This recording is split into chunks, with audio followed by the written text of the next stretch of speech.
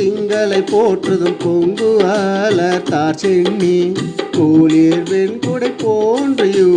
அங்கன் உலகு அளித்தலான் ஞாயிறு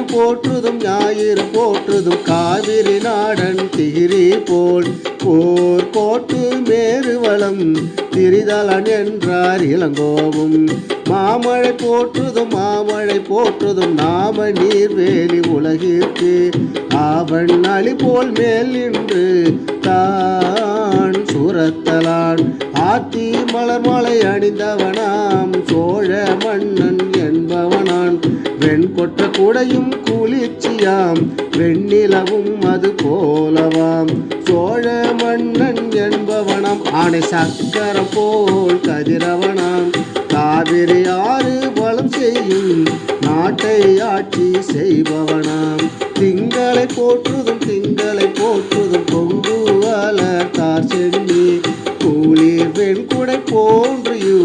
அங்கன் உலகு அளித்தலான் அச்சம் தரும் கடல் எல்லை போல் உலகிற்கு மன்னன் அருள் செய்வான் அதுபோல் மழையும் பொழிகிறதாம் அதனால் மழையை போற்றினாராம் கொங்கு என்றால் மகரந்தம்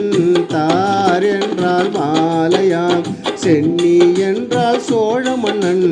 அங்கன் அழகிய இடமாகும்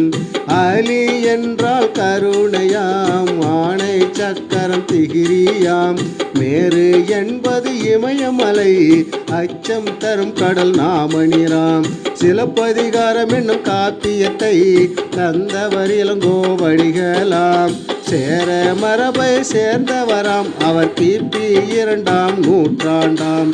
ஐம்பெரும் காப்பியங்களுள் ஒன்றாகும் தமிழின் மூதல் காப்பியமாம் முத்தமிழ் காப்பியம் குடிமக்கள் காப்பியம் என்றே போற்றுவது சிறப்பாகும்